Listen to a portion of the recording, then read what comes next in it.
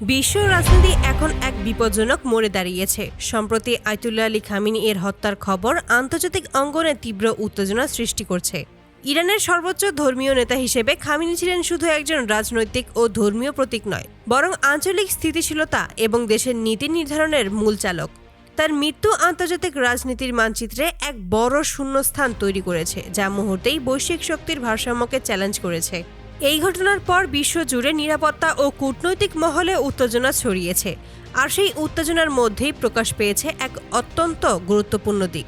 ইরানের পাশে দাঁড়ানোর স্পষ্ট ইঙ্গিত দিয়েছে চীন এবং রাশিয়া। অনেক বিশ্লেষক বলেছেন এটি কেবল কূটনৈতিক সমর্থন নয়, বরং আঞ্চলিক ও বৈশ্বিক প্রভাব বজায় রাখার জন্য শক্তিশালী ইঙ্গিত।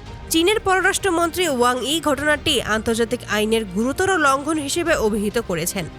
তিনি সতর্ক করে বলেন, একটি সার্বভৌম দেশের শীর্ষ নেতাকে টার্গেট করা শুধু একটি দেশের ওপর আঘাত নয়, এটি পুরো আন্তর্জাতিক ব্যবস্থার ওপর সরাসরি আঘাত। চীনের বক্তব্যে স্পষ্ট হয়েছে, ইরানের শীর্ষ নেতৃত্বের ওপর হামলা চীনের জন্য কেবল আঞ্চলিক সমস্যা নয়, বরং এটি বৈশ্বিক স্থিতিশীলতার ওপর সরাসরি হুমকি সৃষ্টি করে। চীনের রাষ্ট্রীয় সংবাদ মাধ্যম সিনহুয়া নিউজ এজেন্সি জানিয়েছে, এই হত্যাকাণ্ডের পর সের্গেই ল্যাভরভ এর সঙ্গে জরুরি আলোচনায় বসেন ওয়াং ই। সেখানে উভয় পক্ষ স্পষ্টভাবে জানিয়েছেন, এই ধরনের পদক্ষেপ আন্তর্জাতিক স্থিতিশীলতার জন্য মারাত্মক হুমকি এবং এর ফলাফল সুদূরপ্রসারী হতে পারে।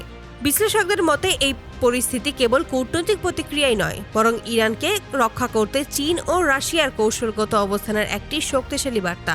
বিশ্লেষকরা আরও বলেছেন, ইরান চীনের জন্য কেবল একটি জ্বালানি নিরাপত্তার বিষয় নয়, এটি বেল্ট অ্যান্ড রোড কৌশল এবং বৈশ্বিক বাণিজ্য রুটের নিরাপত্তার জন্য গুরুত্বপূর্ণ। একইভাবে রাশিয়ার জন্য ইরান মধ্যপ্রাচ্যে তার প্রভাব ধরে রাখার এবং পশ্চিমা শক্তি মোকাবেলায় গুরুত্বপূর্ণ একটি মিত্র। তাই ইরানের শীর্ষ নেতৃত্বের ওপর যে হামলা চালানো হয়েছে তা শুধু আঞ্চলিক শক্তির জন্য নয়, বৈশ্বিক রাজনীতির জন্য বিপদ সংকেত হিসেবে বিবেচিত হচ্ছে। অন্যদিকে এই ঘটনার জন্য সরাসরি দায়ী করা হচ্ছে যুক্তরাষ্ট্র এবং ইসরায়েলকে। ডোনাল্ড ট্রাম্প সামাজিক মাধ্যমে খামেনির মৃত্যুর খবর নিশ্চিত করার পর পরিস্থিতি আরও উত্তপ্ত হয়েছে। বিশেষজ্ঞরা মনে করেছেন, রাষ্ট্রপতির এমন বার্তা আন্তর্জাতিক মহলে কূটনৈতিক সংযমের অভাবের ইঙ্গিত দেয় এবং উত্তেজনাকে আরও বাড়িয়ে তোলে। ইরানের ভেতরে খামেনি ছিলেন কেবল একজন ধর্মীয় নেতা নয়, তিনি দশকের পর দশক ধরে দেশটির নীতি, সামরিক কৌশল এবং আঞ্চলিক স্থিতিশীলতার প্রধান প্রতীক।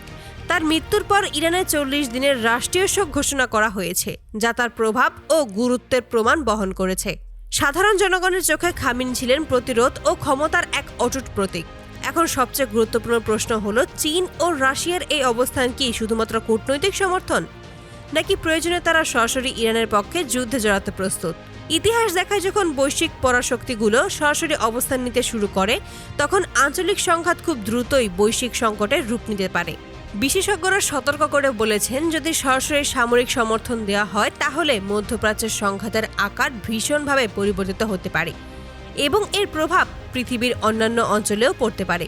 বিশ্বের বিভিন্ন নিরাপত্তা সংস্থা ও রাষ্ট্রপুঞ্জ পর্যবেক্ষকরা ইতিমধ্যেই সতর্ক সংকেত জারি করেছেন।